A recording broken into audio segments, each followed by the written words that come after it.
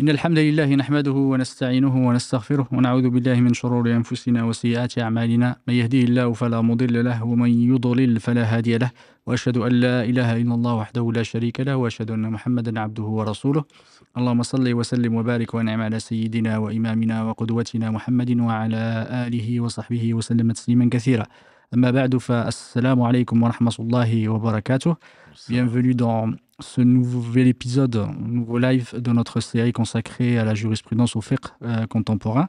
La semaine dernière, on a commencé à discuter, à explorer les aspects relatifs à la pureté rituelle, aux ablutions, grandes ablutions, à la pureté des corps. Et alhamdoulilah, on va continuer cette semaine aussi, aujourd'hui, à aborder ces sujets actuels, ces sujets contemporains, relatifs effectivement à la pureté. La semaine dernière, on a commencé alhamdoulilah, à parler de, de certains aspects qui concernent effectivement les soins qu'on pourrait apporter au visage, quelques modifications qu'on pourrait apporter en fait au corps et surtout à la tête et au visage, et quels sont leurs impacts sur la pureté rituelle. Et Inch'Allah Ta'ala, on va continuer aujourd'hui, on va aborder aussi d'autres sujets relatifs sujets médicaux qui peuvent avoir un impact aussi sur la pureté relative. Donc là, j'ai le plaisir d'accueillir Cheikh Mamadou Dafé, qu'Allah le récompense par le meilleur, qui va nous accompagner aujourd'hui et va nous éclairer sur la perception, en tout cas les avis religieux concernant ces aspects, tout en expliquant les tenants et les aboutissants de ces questions nouvelles. Et j'ai les frères, barakallahu fihum, dans les coulisses, frères Karim, Mohamed et Issa aussi, qui sont avec nous et qui s'occupent de la technique et qui assurent techniquement la diffusion du live. Barakallahu fik, Cheikh. Jazakallahu khairan de nous accompagner aujourd'hui. بسم الله الرحمن الرحيم الحمد لله رب العالمين والصلاة والسلام على خاتم الأنبياء والمرسلين وعلى آله وصحبه أجمعين. Ma bad, donc bienvenue à nos sœurs, à nos frères, comme tu l'as si bien dit, et la grande famille, dans un des jardins du paradis.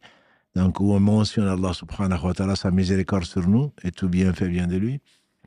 Également, où, comme tu nous l'as bien introduit depuis la semaine dernière, et même la semaine d'avant, puisqu'on est dans le 3e épisode, c'est voir cette intelligence, ce besoin, cette dynamique. Moi, c'est surtout ça qui m'anime.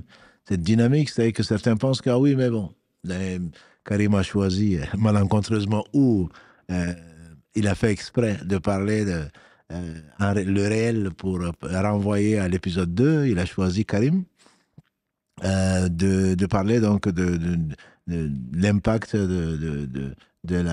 des faux angles, etc., etc. Donc, ça a mené beaucoup de discussions. Il faut savoir que ce n'est pas que ça. C'est pas que ça. Ça, ce n'est qu'un élément minime, comme tu dis. Un élément vraiment minime, mais le fond, c'est l'islam a été envoyé par Allah comme miséricorde. Et donc, comment est-ce que ne pas imaginer que cette miséricorde continue forcément et en tout lieu, en tout temps. Donc, autant les vernis ou les faux ongles ou le reste sont concernés, autant d'autres aspects très très importants de la vie et que peut-être même beaucoup ne vont pas deviner, sont concernés. C'est que c'est vraiment tous les aspects. Commencer par la prière, qu'on verra Inch'Allah la semaine prochaine, mais avant la prière, il y a la purification, et donc tout ceci est si important que les savants sont penchés dessus, pas parce qu'ils n'avaient pas d'idée ou parce qu'ils s'ennuyaient. C'est parce que quand on a besoin d'une chose pour une chose qui est obligatoire, cette chose devient également obligatoire. La recherche également devient obligatoire. Donc il faut voir tout un esprit et dans un contexte bien précis et à ne pas oublier.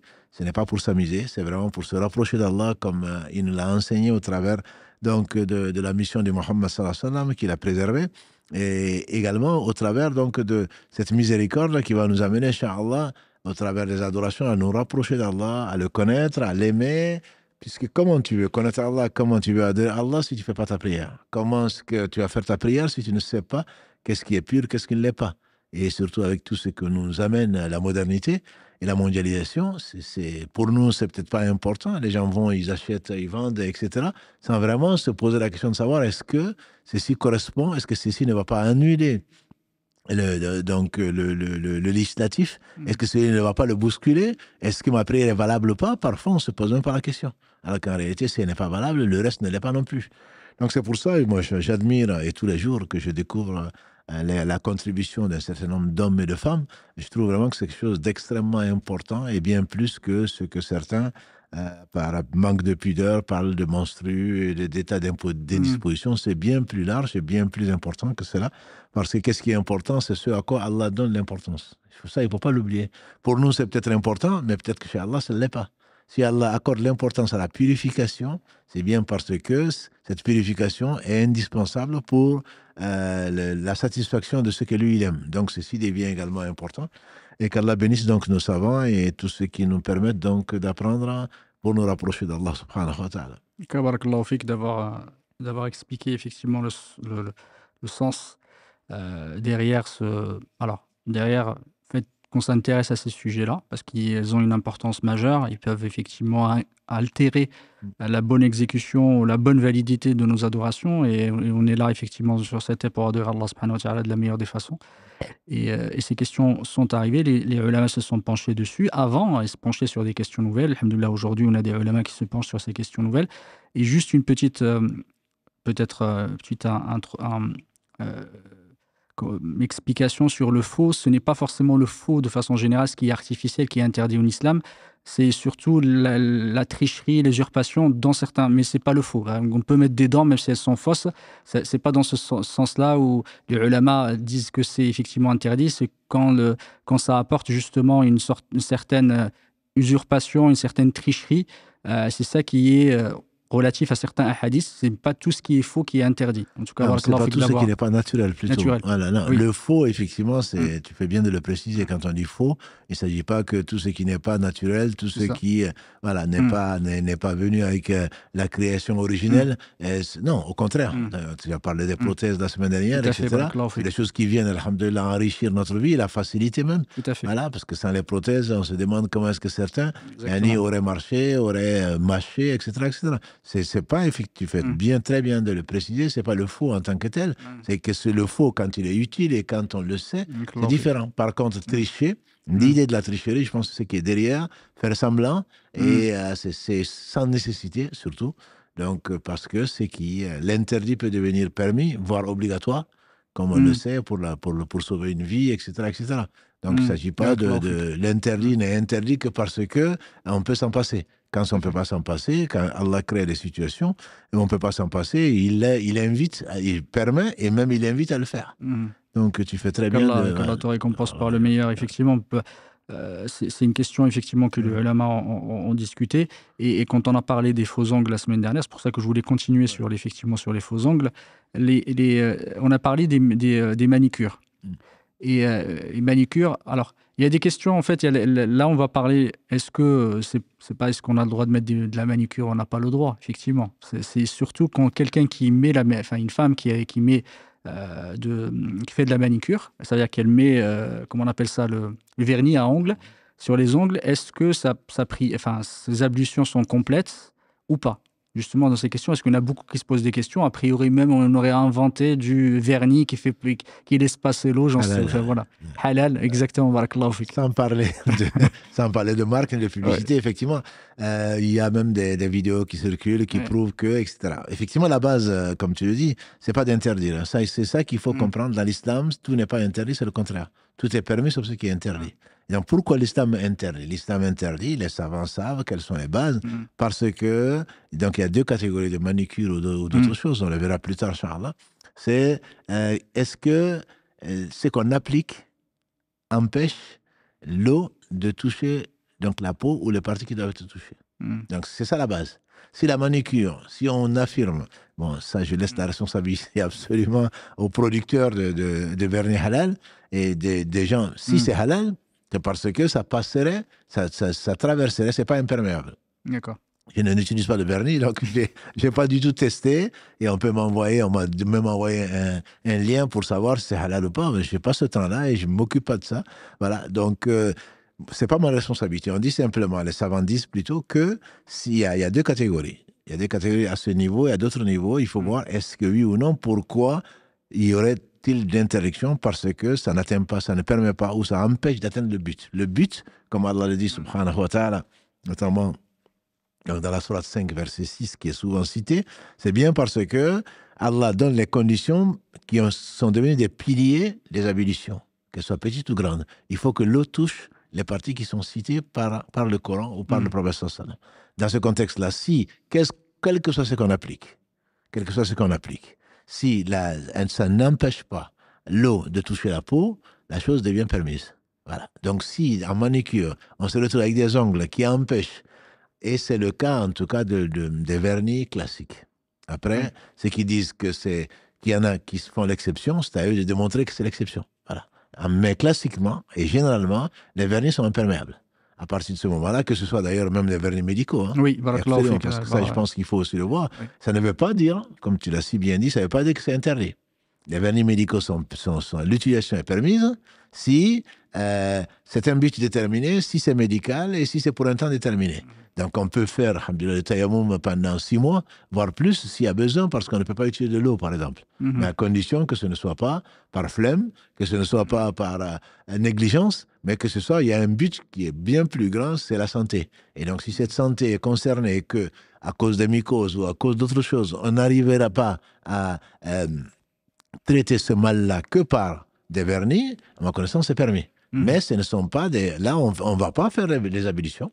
Si on fait les ablutions, même pour des raisons médicales, avec des vernis donc, qui sont imperméables, à ce moment, les ablutions ne sont pas valables. Par contre, si Allah permet, donc, à cause de l'importance de la santé et de la vie qu'il a accordée, s'il y a cette permission-là, à ce moment-là, on va faire du tayammum où Allah va donner, quand on n'a pas d'eau ou quand l'eau va... l'utilisation de l'eau plutôt va atteindre ou va diminuer ou va retarder la guérison. Les conditions sont connues, on en a déjà parlé, les savants en ont surtout beaucoup parlé. Donc voilà, donc c'est effectivement, si la manicure empêche l'eau d'arriver à la peau, à ce moment-là, ce n'est pas valable. Ce n'est pas valable donc de l'utiliser et en temps, en tout cas, soit on fait les ablutions, on l'utilise, soit c'est des moments que les femmes connaissent où on ne fait pas, où on ne prie pas, Oui. auquel cas c'est permis. Encore une fois, on n'est pas là pour interdire, pour dire que les femmes ne doivent pas utiliser ceci et cela. Ce n'est pas notre but, et non plus pour enseigner que l'islam interdit, parce que souvent on ne voit que ça malheureusement. Donc l'islam vient plutôt encadrer un contexte général de permission. Tout est permis sauf ce qui est interdit en matière donc des us et coutumes. Du coup, pour les faux ongles, il y a effectivement une autre chose, c'est un ongle artificiel qu'on va venir coller ou avec de la résine ou autre chose. Enfin, il y a plein peut-être de façons de le faire. Cela, de toute façon, empêche l'eau de passer. Ça, c'est une certitude. Ouais. En revanche, il y a un autre aspect, justement, par rapport à ces ongles artificiels, parfois, qui sont extrêmement longs. Oui. Et ça peut peut-être intéresser les frères et les sœurs de savoir quel est le statut de celui, effectivement, quel est le statut des ongles. Est-ce que on peut les laisser longs? Est-ce qu'on peut, effectivement, artificiellement imiter les ongles longs? Parfois, on voit des ongles qui font quelques centimètres. Quel est le statut pour nos sœurs et nos frères pour savoir est-ce qu'on est permis de faire ceci et cela ou pas? Alhamdulillah, c'est Allah a créé, subhanahu wa ta'ala, tout dans la perfection. Et il a voulu nous éprouver par des choses dont la pousse des poils, la pousse des ongles, pour une sagesse. Et donc, la nature humaine, la fitra, veut, parmi les choses que la fitra elle nous dicte, c'est le fait donc de couper les ongles au moins tous les 40 jours, voilà, de dépiler ou de raser les poils du pubis des aisselles, et également la circoncision fait partie donc de ces choses inhérentes à la nature humaine. Donc laisser ou mettre des faux ongles ou vouloir imiter, c'est encore pire. Des gens qui mettent des faux ongles, ce sont des choses qui ne sont pas permises dans l'islam. Voilà. Après, je ne vois vraiment pas la nécessité de faire. S'il y avait une nécessité, l'islam certainement l'aurait permis. Et comme l'islam ne voit pas de nécessité, et pour faire des faux ongles, pour se faire plaisir, c'est quelque chose donc, qui n'est pas, à ma connaissance, permise donc, dans l'islam. Barakallahu fik d'avoir expliqué effectivement ce sujet. Ensuite, on va peut-être parler des crèmes qu'on pourrait mettre effectivement sur le visage. Et quel est le statut? Est-ce que quelqu'un qui a mis de la crème ou du maquillage, une sœur qui a mis du maquillage par exemple, ou peut-être qu'il y a même des hommes maintenant qui mettent du maquillage, est-ce que les ablutions effectivement sont valides ou pas? Pour avoir fait de la télé, je peux te dire que le maquillage, même des hommes le font, on nous le propose. Enfin, quand je faisais de la télé, on le propose, etc. Karim ne l'a pas encore proposé, mais bon, voilà. Il se peut qu'il nous le propose un jour ou l'autre sur ce plateau. Exactement. Mais on n'a pas trop chaud parce que c'est pour éviter que ça brille. Exactement, que ça brille, etc. Voilà. Donc, C'est exactement le même principe que celui qu'on vient de voir avec les ongles. C'est-à-dire que si la crème n'empêche pas de toucher la peau, elle est permise. Et alhamdulillah, on sait qu'il y a des peaux qui sont sèches. On sait que certains veulent adoucir, entre guillemets, ceci et cela. Ceci est permis si la...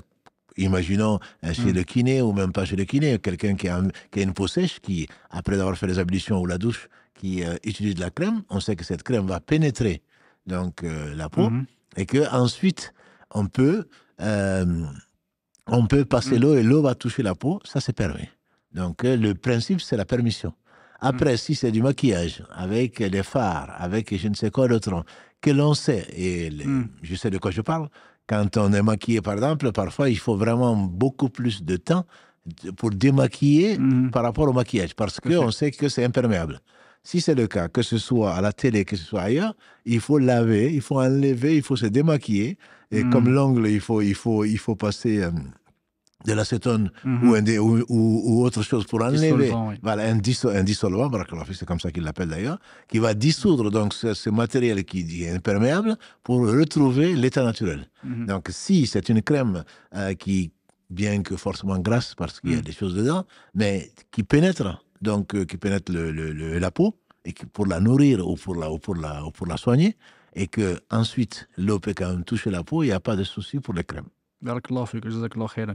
La question, effectivement, c'est parce qu'il y a des choses qui existent maintenant qui sont waterproof. C'est-à-dire que c'est imperméable. Faut faire attention par rapport à ça. Surtout le mascara, il y a des choses qui existent. Je ne sais pas si ça existe aussi pour les rouges à lèvres, j'en sais rien. Mais il faut faire très très attention. Dès le moment où c'est écrit waterproof, il faut éviter. En tout cas pour les sœurs et peut-être les frères aussi. En revanche, il y a une question effectivement intéressante. C'est parfois les frères. Si on parlait vraiment de frères là, on va s'éloigner vraiment du maquillage, qui travaillent des mécaniciens, ou parfois ceux qui font un peu de bricolage, et qui peuvent être touchés par de la graisse. Et on sait que la graisse, elle peut être très imperméable, enfin perméabilisante. Est-ce que quelqu'un effectivement qui est là, il vient, il fait le wudu directement, est-ce que ces ablutions sont valables ou pas? Alhamdulillah, je ne savais pas que tu connaissais autant le maquillage. Le maquillage. Et je pense que c'est important, justement, quand on traite ces sujets-là, il faut vraiment le connaître. C'est pour ça que les savants se font accompagner quand ils ne le connaissent pas. Je pense que c'est vraiment très important que les frères et sœurs voient que c'est de la connaissance que naît vraiment la vérité, quoi. Donc, je pense que c'est très important. C'était juste pour rire. Mais effectivement, il y a des choses qui concernent les frères. Il y a peut-être des sœurs mécaniciens également. Quand effectivement la main est pleine de graisse ou d'autres choses, il faut la laver, il faut utiliser du détergent si c'est possible. C'est ce qui permet de dissoudre les lipides qui sont donc dans la graisse même, c'est les lipides, pour dissoudre avant de faire les ablutions. On ne va pas terminer comme ça parce que vite fait, où le soleil va se coucher, donc je vais faire les ablutions. Si l'eau ne touche pas la peau, très certainement les ablutions ne sont pas valables. Barakallahu fik. En tout cas, les frères, faites très très attention par rapport à ça. L'autre, effectivement, on va passer à la question, à d'autres questions plutôt médicales. La première des questions, effectivement, c'est concernant nos frères et nos sœurs, qu'Allah subhanahu wa ta'ala les guérisse et leur facilite, qui sont malheureusement touchés par des problèmes au rein et qui ont recours à la dialyse. Effectivement, tu vas nous expliquer, barakallahu fik. Et ceux aussi, les familles effectivement qui sont touchées, quel est le statut de ces personnes, de ces frères et sœurs qui font de la dialyse, et est-ce que leurs ablutions, effectivement, est-ce qu'ils sont en état de pureté pendant le moment où ils font cette dialyse, sachant qu'il y a deux sortes de dialyse. Barakallahu fik, si tu peux effectivement, c'est un problème médical et dont on remercie Allah subhanahu wa ta'ala. Avant, j'imaginais, avant ces découvertes, les gens devaient souffrir plus et certainement une douleur, une souffrance qui pouvait pas écourter la vie puisque c'est déjà dans les instincts. Mais je pense que c'est un progrès technique et très important. Et donc, ça permet, alhamdulillah, aux gens de vivre. Il faut savoir que la vie, c'est le temps. Le temps, c'est la vie. Et donc, même quand on est malade, quand on arrive à faire se rappeler Allah subhanahu wa ta'ala dans tous ses états, c'est toujours ça de gagner pour l'au-delà. Donc, le meilleur d'entre nous, a dit le prophète sallam, c'est celui à qui Allah accorde une longue vie dans les bonnes actions. Voilà, donc qu'Allah soit loué de permettre à ces personnes qui sont éprouvées pour leur bien, donc de pouvoir profiter des techniques médicales. Pour revenir donc à la dialyse, effectivement, il y en a deux types. La dialyse la plus connue, donc c'est l'hémodialyse, hein, voilà, la dialyse hémodynamique.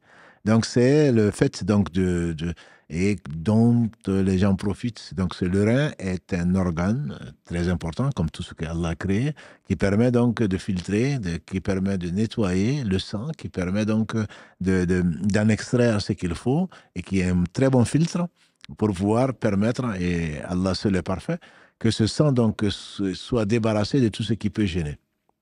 Donc, quand le rein ne fonctionne pas, ou il fonctionne mal, il y a différents degrés, on ne va pas rentrer dans cela. Quand ne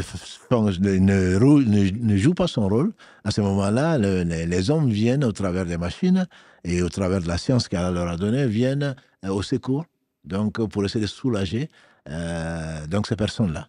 Donc l'hémodialyse, ce qui est le plus connu, consiste à prélever du sang, donc à le faire passer dans une machine, et pour purifier le sang, ensuite le réinjecter, puisque le rein n'arrive plus à le faire, donc c'est comme des reins artificiels à l'extérieur du corps, donc on va sortir le sang, et on va le purifier, on va le réinjecter. Bon, souvent c'est 2-3 fois par semaine, c'est ce que les gens qui le connaissent savent, et qui oblige d'ailleurs à beaucoup boire, à ne pas pouvoir jeûner, etc. etc.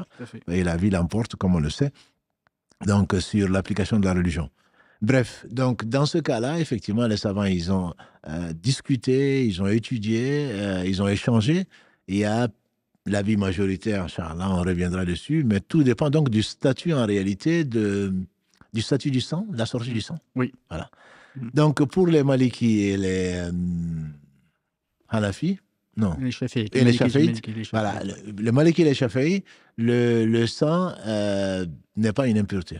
La sortie du sang ne va pas interrompre donc les ablutions. Par conséquent, petit ou grand, et il y a beaucoup de cas, on sait que pendant les gens qui étaient attaqués, pendant les guerres, pendant ceci et cela, le professeur ne leur a pas demandé de refaire la prière, ni de se purifier spécialement. C'est certainement l'avis le plus fort, en tout cas le plus raisonnable et le plus facile. Et dans la religion, chaque fois que le professeur avait, en tout cas, on lui donnait le choix, il choisissait toujours l'avis le plus facile, quand ce n'était pas interdit, bien sûr.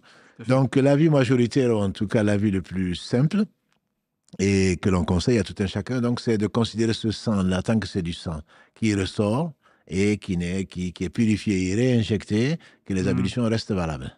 Elles restent valables. Il y a d'autres avis, effectivement. Chez les Hanbali, par exemple, pour eux, ça dépend donc de la quantité de sang. Si c'est beaucoup de sang, les ablutions sont rompues. Si c'est une petite quantité, les ablutions ne le sont pas. Quant à la quatrième école, donc les Hanafi, ils considèrent que le sang qui sort rompt les ablutions, sauf si en sortant, il est coagulé ou autre chose. Voilà. Oui, voilà. Donc, si on prend l'hémodialyse en général, considérant l'avis des Shafi'i et des Maliki, c'est que le sang qui sort, quelle que soit sa quantité, ne rompt pas les ablutions. L'hémodialyse, normalement, la personne qui le fait est en cours d'hémodialyse et garde ses ablutions, sauf si elle a d'autres raisons donc d'avoir perdu les ablutions, comme voilà, comme le gaz ou sortie de liquide ou de solide. Ouais. Mais concernant la deuxième. La deuxième est beaucoup plus drastique, entre guillemets, c'est la dialyse péritonéale.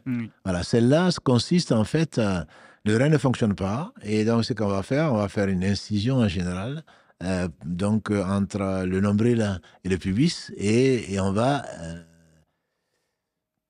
injecter un certain nombre de produits, et on va l'extraire, et de telle façon que la personne est soulagée, sans pour autant avoir que du sang qui est sorti. Donc, ce qui est traité là n'est pas du sang.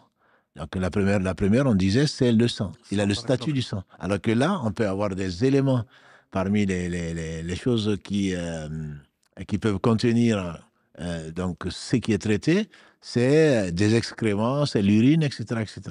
Donc, l'avis le plus, sans rentrer dans les détails des écoles, l'avis majoritaire, c'est que ceci est auront les ablutions. Et ceci n'est donc pas à faire après cela ou pendant cela, il faut refaire les ablutions, puisque ce qui est contenu, il y a de l'urine ou de l'équivalent, en tout cas du contenu, et des excréments, etc., qu'on ne peut pas considérer comme du sang. Et donc, cette partie qui est minoritaire parmi les méthodes, en tout cas, cette partie n'est pas considérée, jusqu'à preuve du contraire, comme étant quelque chose de pur. Donc, cela, parce que ça contient... Pourquoi l'urine a été interdite? Enfin, pourquoi l'urine est une impureté? Pourquoi les excréments sont des impuretés? C'est bien parce qu'ils contiennent des éléments qui sont impurs. Donc, même si ça ne s'appelle pas urine, ça ne s'appelle pas excrément, ce qui est traité contient de l'urine ou des excréments ou des produits toxiques ou autre chose, c'est le même statut que les savants donc, leur attribuent. Par conséquent, c'est par cette méthode donc, péritonéale, ce n'est pas, je ne rentre pas encore une fois donc dans les détails, c'est une méthode de dialyse dont on a besoin, mais qui rend les ablutions.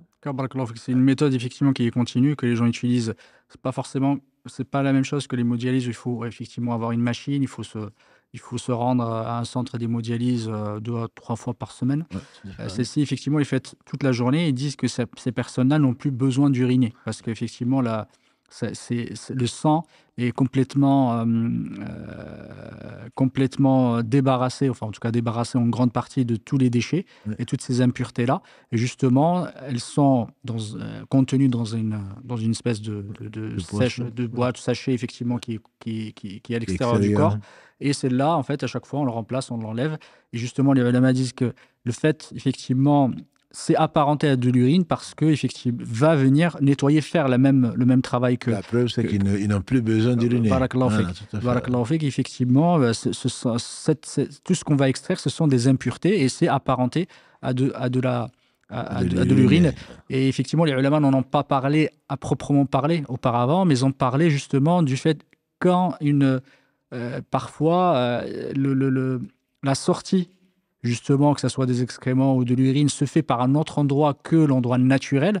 Les ulama, ils en ont parlé de ce sujet-là, et ils ont divergé. Certains, effectivement, les chafi'ites disent que c'est quand c'est en dessous du nombril, à ce moment-là, qui sort effectivement de l'impureté, de l'urine ou autre, à ce moment-là, il rend le jeûne. Les hanafites disent que n'importe où dans le corps, si effectivement l'urine commence à sortir d'un autre endroit, parce qu'il y a eu un trou, ça peut arriver. Est-ce que ça rend les ablutions ou pas? Pour eux, ça rend les ablutions. Et les Hanbalites également, sur ce sujet-là, effectivement. Du coup, à partir de ces avis-là, les ulama ont conclu à ce que c'est le fait d'utiliser cette méthode-là de dialyse s'apparente à sortir de l'urine d'un autre endroit que les voies naturelles. Kabarakallahu fik, les ulama ils en ont parlé. Du coup, ça invalide. La majorité, ça invalide justement, barakallahu fik, la prière.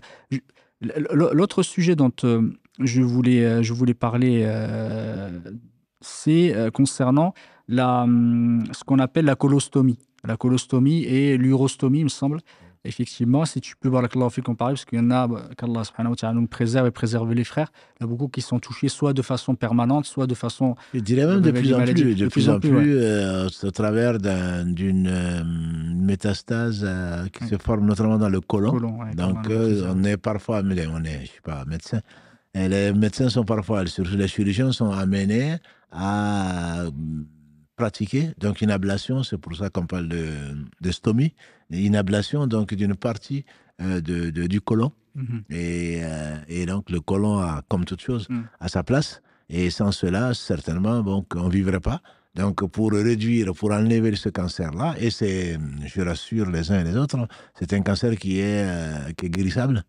Comme tout est guérissable, c'est Allah subhanahu wa ta'ala qui guérit, mais c'est un cancer qu'on peut guérir, que Allah guérit généralement, et donc je pense qu'il y a au moins 50%, quand on s'y prend trop, il y a 50% de survie. Mais quand les personnes sont âgées et qu'on n'a pas détecté donc, ce cancer-là, on coupe une partie et parfois une grande partie. Et quand on coupe une grande partie, à ce moment-là, parfois, on est obligé parfois de faire une dérivation, donc, et savoir si on venait avec une poche, entre guillemets, surtout à un certain âge, où quand le cancer il est assez agressif. Hein. Il est assez agressif quand il se développe. Il y a même des jeunes de 40 ans qui peuvent en mourir. Hein. Voilà, donc qu'Allah nous préserve de cette épreuve et des autres épreuves qu'on ne pourra pas supporter. Donc dans ce cas-là, effectivement, on prie pour une guérison, on espère beaucoup de récompenses pour ceux à qui Allah a donné la patience, mais le statut donc de ce qu'on ne peut pas arrêter, quelque chose qu'on ne peut pas contrôler, parce qu'à ce moment-là, ça dérive. Donc soit on met un cathéter, soit on met autre chose. Donc il y a une poche qui est externe, et on ne peut pas l'arrêter, on ne peut pas le fermer, c'est pas comme si on allait aux toilettes, etc. Donc c'est continu. Dans ce cas-là également, il y a une divergence entre les savants. L'avis le plus facile, et qui reste, tous les avis, il faut savoir qu'ils sont basés sur les hadiths. Tous les avis, c'est le Coran et les hadiths. On va penser que parce que ça nous arrange, ils ont dit ça. L'avis le plus qu'on peut considérer comme peut-être le plus fort, en tout cas, c'est l'avis des Malikis dans ce domaine-là, et qui est également ce qu'a choisi le cheikh de l'Islam Ibn Taymiyyah, rahmahullah, qui est donc le fait que ce qui est continu, ils prennent donc l'exemple, ou plutôt le parallèle avec la femme donc, qui a des météorologies, voilà, pour ne pas parler arabe, qui a des météorologies, donc en dehors des menstrues, qui a une sortie, qui a un écoulement de sang qui est continu et qu'elle ne maîtrise pas. Et à partir de ce moment-là, donc, eux, ils considèrent que une fois que la personne fait les ablutions, et elle garde les ablutions tant qu'il n'a pas rompu, les ablutions ne sont pas rompues par une cause externe. Cause externe, j'entends par là sortie de gaz, de liquide et autre chose, d'une autre source. Donc, si tel est le cas, à ce moment-là, la personne n'a pas à refaire les ablutions. Elle n'a pas à refaire les ablutions, elle ne les refera que s'il y a un pet, ou il y a sortie d'urine, autre chose. Voilà. Donc ça, c'est l'avis probablement le plus valable, le plus simple en tout cas. L'islam étant venu pour simplifier les choses. Mais d'autres, ils ne sont pas unanimes sur cela, puisqu'il y a l'avis le plus strict, certainement, c'est l'avis des Shafi'ites, quand les récompenses par le meilleur, qui disent que donc pour chaque prière obligatoire, chaque prière obligatoire, il faut refaire les ablutions. Cela va donc rejoindre également le statut de météorologie qui était connu bien avant aujourd'hui. Hein. C'est un qiyas par rapport à ce qu'on ne peut pas contrôler et donc qui n'est pas naturel. Et donc pour les Shafi'ites, à chaque prière, il faudrait refaire les ablutions. Pour les Hanafi et les Hanbali, ils disent plutôt qu'à chaque entrée de prière. C'est que quand le Dohar va rentrer, il va faire ses ablutions, et jusqu'au Asr, on peut prier avec la prière obligatoire comme la prière surrogatoire. Donc c'est l'avis, entre guillemets, que beaucoup de gens utilisent. C'est pas l'avis le plus facile, mais c'est un avis intermédiaire, entre guillemets, que beaucoup de gens utilisent, surtout de nos sœurs quand elles ont des météorologies. Je rappelle juste que l'avis, en tout cas, que je connais, c'est les menstrues maximum, la durée maximum de menstrues est de 15 jours. C'est un des avis, en tout cas. Et la durée minimale entre deux menstrues, c'est 15 jours. C'est-à-dire que celles qui sont éprouvées par la sortie de sang, parfois mes règles sont très longues, etc., mais on ne peut pas faire un mois sans prier, quoi. Voilà, parce que qui parle de menstrues, parle donc d'interdiction de prier et de jeûner, et d'avoir des relations conjugales. Voilà, donc Allah, dans sa miséricorde, a fait vivre certaines de nos sœurs du temps du prophète sallam qui ont posé la question. Et donc on sait ce qu'Allah aime. Donc au bout d'un certain temps, comme l'a dit le prophète, c'est une veine donc, qui a été coupée, et c'est Shaitan qui amène ça. Bref, l'essentiel, c'est que donc ce qiyas, cette déduction donc par analogie, amène les Malikis et d'autres savants à dire que on ne considère pas, on fait les ablutions et on les a tant qu'on ne les a pas perdus par une autre cause. Voilà, ça c'est l'avis qui est en tout cas le plus conseillé par les savants contemporains. Barakallahu fik. Et le fait, ceux qui effectivement qui utilisent qui ont ces problèmes, qui ont une coloscomie ou une urostomie, je crois, c'est le nom, et qui, par conséquent, ont des poches sur eux qui contiennent de l'impureté. Quel est le statut? Est-ce qu'ils ont le droit de prier avec ces poches-là sur eux? Cette poche, tant qu'elle est fermée, et c'est comme, heureusement que Allah a mis une double peau, et pour ne pas dire plus, parce qu'on a tous des poches. Hein. Je veux dire, tous les organes, on peut les considérer comme des poches. Comme des poches, donc si la poche est étanche, entre guillemets, et que l'impureté qui sort ne touche pas les habits, parce qu'on a dit les conditions de validité de la prière, c'est la propriété, c'est la pureté plutôt, de la personne, du lieu et également des habits. Donc même si la personne n'est pas propre, elle n'est pas pure, et bien entendu, s'il y a des choses impures qui sortent de la poche, etc., il faudrait qu'elle les nettoie au moins. Mais d'un point de vue impureté, la personne reste pure tant que la poche est étanche. Effectivement, parlons d'impureté. Il y a quelque chose que j'ai omis tout à l'heure dans la continuité voilà, discussions qu'on a eues sur les produits de beauté, etc. C'est tout ce qu'on peut rencontrer aujourd'hui au travers des shampoings, des savons, des crèmes, etc., où il y a des choses impures, ou des choses impures quand on parle, par exemple, la bête morte, ou du porc, ou des parties du porc, ou des parties effectivement d'autres, ou d'autres choses qui sont impures. Quel est le statut par rapport à ces crèmes-là? Parce que parfois, quand on regarde, on voit effectivement qu'il y a de la graisse de porc dedans, ou des matières grasses animales dont on ne connaît pas la provenance, ou qui sont effectivement proviennent de bêtes mortes. Je vois encore une fois que tu t'intéresses beaucoup à tout ce qui est maquillage. Ah, ça, c'est pas du maquillage. Non, c'est pas du maquillage, mais le savon, effectivement, bon, savon, parce que tu as parlé des crèmes encore une fois. Oui, il y a des crèmes, il y en a beaucoup des crèmes, effectivement, il y a ça. Donc, on va partir d'un principe simple. Hein. Si les produits contenus, je sais que beaucoup de nos frères et sœurs surtout, sont dans la lecture du E380, des additifs, etc. Si ces additifs proviennent de produits, ces additifs sont des choses qui viennent de choses impures, mais qui ont été transformées au point que on ne reconnaît plus ni le goût, ni l'odeur, ni donc la couleur. Ces choses ont été absorbées par le reste. Ce ne sont pas des choses originales, pas la graisse. On verra là tout à l'heure la graisse. Donc si ce sont des choses qui sont contenues soit en quantité infinitésimale, comme souvent les œufs, ça ne change pas la nature, la pureté qui est l'origine.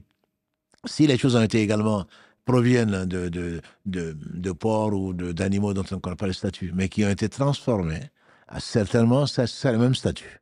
Ce qui reste impur, c'est les choses ont été rajoutées et sont restées dans leur nature originale. Des graisses de porc, même graisse de bœuf ou je ne sais quoi d'autre. Donc, on sait que c'est de la graisse qui a été rajoutée. Et comme on ne sait pas si la bête a été égorgée ou pas, la bête serait égorgée à la limite, ça on le verra peut-être plus tard, il n'y aura pas de souci. Mais Allah dit que c'est sur quoi son nom n'a pas été évoqué, et donc elle est impure, enfin, elle est impure, la viande est impure, la graisse aussi va l'être, etc. Donc ceci n'est pas permis. Quand on voit graisse de, mais si c'est provenance de et que ça a été transformé, à ce moment-là, la chose reste pure. En tout cas, il y a deux, comme tu as si bien dit, il y a deux principes chez les ulama, même s'il y a des divergences là-dessus entre les ulama, mais on va dire, effectivement, c'est l'avis des ulama les plus... les plus probants, c'est qu'il y a deux principes qui transforment en fait l'impureté en quelque chose de pur, en grosso modo qui enlève le caractère impur pour les choses. C'est à la fois ce qu'on appelle l'istihlak ou l'istihal. L'istihlak, c'est tellement infime que ça a complètement disparu. Effectivement, on a parlé la dernière fois de l'eau. De l'eau, force effectivement, dans une grosse quantité d'eau, tu vas mettre peut-être un millilitre d'impureté, ça n'a pas d'impact. Ou quelqu'un dans un lac où je ne sais quoi se met à uriner, ou je ne sais quoi l'autre. Du coup, c'est ce qu'on appelle stielak. Ça veut dire que ça a disparu. Ça a disparu parce que ça a été tellement absorbé, en tout cas par la pureté qui la contient. Et ensuite, il y a l'autre, c'est ce qu'on appelle l'istihlak, l'istihala, c'est que ça soit transformé.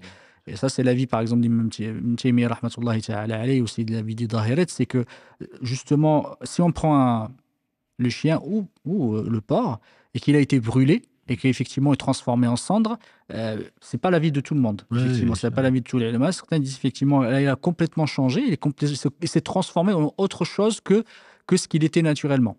Enfin, qu'il était à l'origine, pardon. Et du coup, la cendre devient à ce moment-là pure, elle peut être utilisée parce qu'elle s'est complètement transformée.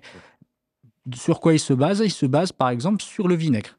Le vinaigre à proprement parler, parce que c'est la majorité des ulama, enfin une grande partie des ulama c'est impur, le vin est impur, même si c'est pas l'avis effectivement le plus probant qu'on a vu la semaine dernière, le plus prépondérant, en tout cas du point de vue scientifique. Mais même ceux qui disent que le vin est impur, ils disent qu'en se transformant naturellement en vinaigre, il devient pur. Ça veut dire que la chose, elle peut se transformer. Tout à fait. Elle peut se transformer naturellement et redevenir autre chose qui est pure. Justement, si la chose est complètement transformée et ne plus et plus ce qu'elle est naturellement, originellement, même si originellement elle était impure, elle devient pure. On a quelques exemples là-dessus qu'on vient de parler, ou parfois le fait ils jettent par exemple des animaux à l'époque, effectivement, dans des grosses quantités de sel, elles sont complètement dissoutes. Tout à fait, dans un marin salin, Exactement. Et après quand tu le prends, tu n'as que le goût du sel. Exactement. C'est pas l'animal que tu vas pas savoir, ça c'est du sel venant d'un bovin. Exactement. Tout à fait. Ouais. Exactement. En tout cas, barakallahu fik par rapport à ça.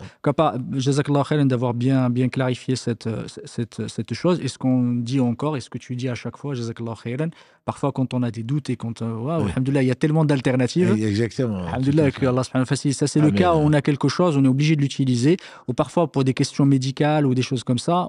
Voilà, alhamdoulilah, on a des avis qui nous disent, même si l'aspect médical, on le verra plus tard, Inch'Allah, sur les questions nouvelles. Est-ce qu'on a le droit de se soigner avec des choses qui sont impures ou des choses qui sont interdites, justement, ou pas? On le verra, Inch'Allah, ensemble. Barakallahu fik. Moi, ça facilite à quelqu'un qui se trouve dans des situations-là. Alhamdoulilah, il a des réponses à ces questions. Ensuite, je suis désolé, avant de passer à l'autre aspect, il y avait une question qui parfois me trotte dans l'esprit. Je sais qu'il y a certains ulama, c'est l'avis d'une partie des ulama qui interdisent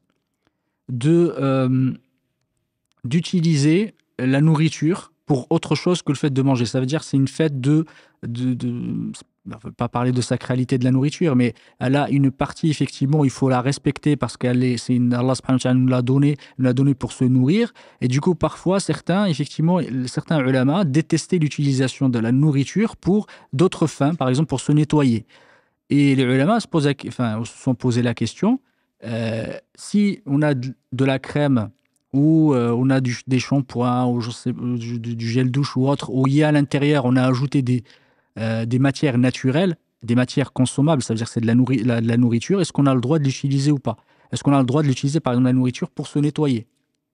Et du coup, ça, c'est des questions que je me pose parce que je sais que dans certaines cultures, la nourriture est extrême. On a beaucoup de respect et parfois, quelqu'un, je ne sais pas si vous l'avez déjà vu, quelqu'un qui va voir un peu du pain par terre, il va pas le laisser, il va le prendre pour le mettre sur le côté parce qu'il ne faut pas marcher dessus. Nous, on n'avait pas le droit, par exemple, de marcher s'asseoir sur de la farine, effectivement. Et parfois, il peut arriver qu'on les nettoie, ou qu'on nettoie aussi notre partie intime, ou nettoyer aussi de l'impureté avec la nourriture. En le sachant, c'est sûr que on désacralise quelque chose sans laquelle l'homme ne vit pas. Les anges ne mangent pas, ils ne boivent pas. Nous, on a besoin de la nourriture et à tel point qu'Allah nous permet même d'utiliser de l'interdit pour sauver la vie. Donc, à ma connaissance, ce n'est pas quelque chose à faire. Quelque chose d'interdit, sauf, bien entendu, quand on ne sait pas, on ne connaît pas la composition, on ne sait pas comment c'est fait. Et comme tu l'as dit tout à l'heure, je pense que quand on le sait et que, alhamdoulilah, ce ne sont pas les possibilités qui manquent, da'ama yuribuk ila la yuribuk, abandonne ce qui te met dans un doute, même si c'est un doute. La sacralité, quand on mange du porc et on dit c'est du bœuf qui a été sacrifié par l'imam de la Mecque, on a mangé du bœuf. Voilà. Mais quand on sait que la sacralité, elle est importante, parce que c'est toute la différence, entre guillemets, dans le cœur, qui enlève le voile, qui déchire le voile. Donc, quand on sait que c'est la viande, quand on sait plutôt que c'est ta nourriture et qu'on en mange, on devient quelqu'un qui gaspille. On vient de voir tout à l'heure, au cours sur la sourate 6, Allah subhanahu wa ta'ala dit qu'Allah n'aime pas les gaspilleurs. Gaspiller dans le sens de pas, c'est de l'excès. D'autant plus si c'est de la nourriture, quelque chose qui est sacré, qui doit toujours l'être, même si aujourd'hui, avec le malbouffe et la mondialisation, on jette tout quand je ne sais pas combien de tonnes de nourriture on jette, ne serait-ce que pour dans la politique de consommation en Europe ou ailleurs pour que les prix ne baissent pas, etc. On est capable, au lieu de l'envoyer à des gens qui meurent de faim, on est capable de les détruire. Ça, c'est dans l'islam, en théorie en tout cas, c'est quelque chose qui est inacceptable. On ne peut pas imaginer, ou des quantités de beurre pour maintenir le prix du beurre ou autre chose qu'on va détruire et qui ne va pas servir, quoi. Ça, c'est quelque chose dans l'islam, dans son esprit en tout cas, qui est interdit. Tabarakallahu fik, jazakallahu khairan. Écoute, je vais passer effectivement au dernier sujet. C'est le don d'organes, enfin, en tout cas, c'est pas le don d'organes en soi, on va en parler, Inch'Allah, plus tard. Non. Mais le fait, effectivement, d'avoir des organes qui sont. Pardon. Euh, j'ai oublié le mot. En tout cas, l'utilisation, effectivement, d'autres organes, que ce soit pour le médecin qui fait ces opérations-là ou pour. Transplantation. Transplantation, barakallahu fik, c'est le mot que je cherchais, les transplantations d'organes. Quel est le statut pour celui, effectivement, qui est transplanté ou celui aussi qui fait cette transplantation-là en utilisant un médecin ou un chirurgien? Quel est le statut par rapport à. Est-ce que ça rompt les impulsions, le fait d'être transplanté? Et quelles sont les formes que parfois il peut y avoir compte tenu de la transplantation? Effectivement, c'est une question qui est complexe et qu'il faut malheureusement Oui, détailler, exactement. qui est complexe. Donc, ça dépend si la transplantation est une transplantation de l'organe d'une personne sur elle-même. Déjà, ça c'est le plus facile. Et ça a été fait du temps du prophète sallallahu. Il ne faut pas imaginer. Il n'était pas un chirurgien, mais quand Allah a éprouvé Abu Qatada, qu'un œil est sorti, le prophète sallallahu l'a remis. Voilà, ça c'est pas le premier chirurgien, mais c'est, alhamdoulilah, et Allah lui a permis de voir aussi clairement, même encore l'œil qui était sorti, voyait encore mieux que l'autre œil. Bon, il n'était pas non plus ophtalmo, mais alhamdoulilah, ça ce sont des miracles qu'elle a réalisés au travers des mains du prophète, des mains bénies du prophète sallallahu. Donc, à ma connaissance, il y a unanimité des savants pour dire que quand c'est un organe qui est prélevé, ça peut arriver, la peau ou quoi que ce soit, qui est prélevé sur une personne pour la mettre ailleurs, sur la même personne, à ma connaissance, l'unanimité, c'est la pureté, il n'y a pas de souci dessus. Pas de problème, barakallahu fik. Après, si un prélèvement d'organes est fait sur quelqu'un d'autre et qui est sur quelqu'un plutôt pour le mettre sur une autre personne. Donc là, l'avis majoritaire, pour ne pas dire l'unanimité des savants, c'est que ça c'est permis parce que le musulman est pur. Quand c'est d'un musulman à un musulman, le problème ne se pose pas, surtout quand il est vivant. Donc ça, je pense que la quasi-totalité des savants disent qu'il n'y a pas de souci. Si c'est pris d'un non-musulman sur un musulman, l'avis quasi unanime, à part des zahirites, l'avis quasi unanime, c'est que c'est pareil. Les zahirites qui disent qu'il y a najas. Oui. Les Ahnaf aussi, il me semble qu'ils ont cet avis-là par rapport à, effectivement, à la. Ils disent que la maïta effectivement, du musulman. Je parle du pur, de l'humain qui vit, qui est vivant. Oui, l'humain qui est vivant, oui. Voilà. Pour l'humain qui est vivant, un non-musulman est tout aussi pur qu'un musulman. Donc ça, c'est l'avis quasi unanime, sauf les zahirites. Les zahirites étant ceux qui prennent les choses à la lettre. Voilà, exactement. Après, quand les dons d'organes, on ne va pas rentrer dans l'aspect est-ce que c'est permis, c'est pas permis, mais ça c'est un autre aspect. Mais quand on a prélevé déjà un organe sur un musulman, non un musulman, mort. Mort, soit mort, soit en état de mort cérébrale, etc. Voilà.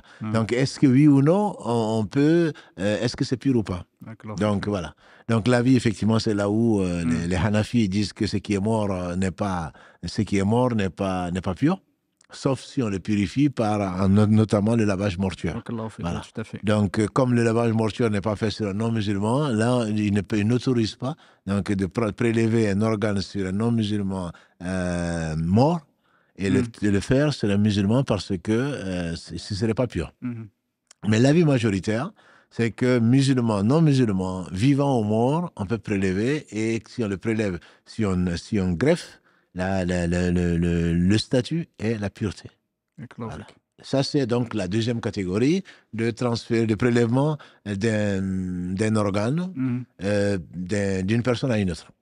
Après, est-ce qu'on peut aussi faire autre chose, notamment le prélèvement d'animaux, donc pour l'homme. Ce qui est quasi unanime également, c'est que si c'est un animal qui est marin, on sait qu'on a vu le prophète sallam quand on lui a posé la question, pour les gens qui voyageaient, est-ce qu'on peut faire les ablutions avec de l'eau salée? On en a parlé la semaine dernière, la semaine d'avant, et il a dit, alayhi salatu wassalam, oui, on peut le faire, et les animaux qui meurent sont également purs.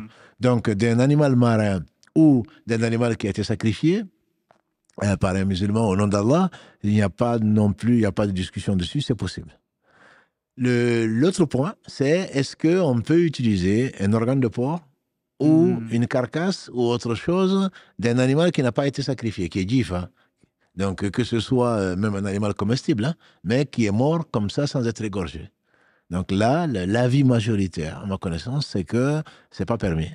Sauf si on a une raison, entre guillemets, une nécessité et une contrainte qui fait qu'après avoir cherché autre chose, je parle, on va prendre le cas du porc. Hein. Oui. Le cas du porc, on sait que les os du porc, et pas que les os d'ailleurs, hein, quand on regarde en médecine, l'insuline par exemple, Oui. qui est, voilà, l'insuline qui est la plus proche de l'insuline humaine, c'est l'insuline porcine, c'est l'insuline de porc.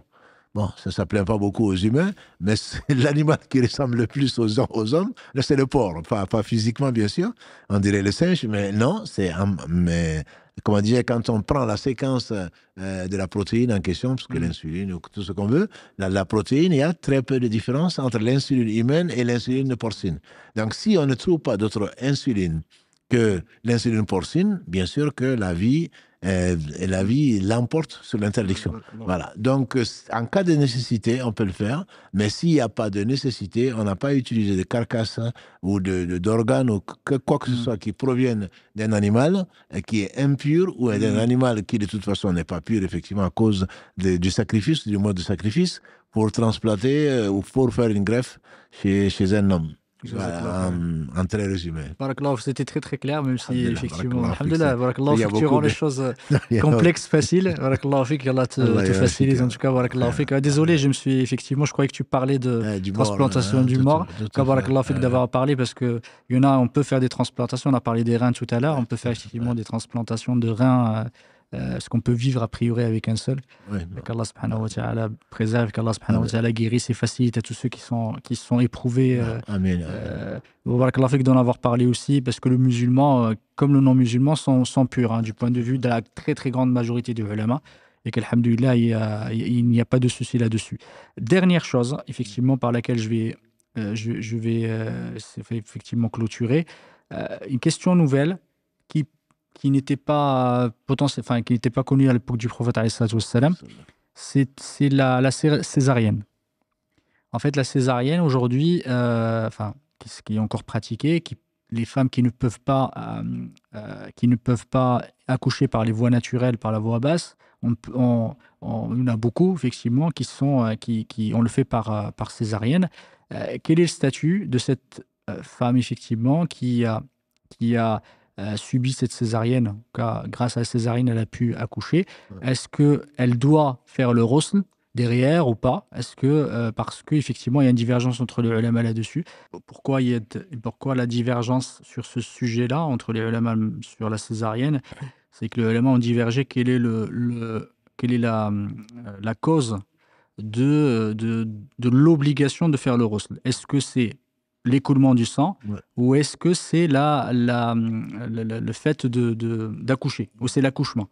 Du coup, la majorité des ulama, c'est les Hanafites, les Malikites et les Shafi'ites. Pour eux, la cause, c'est l'accouchement.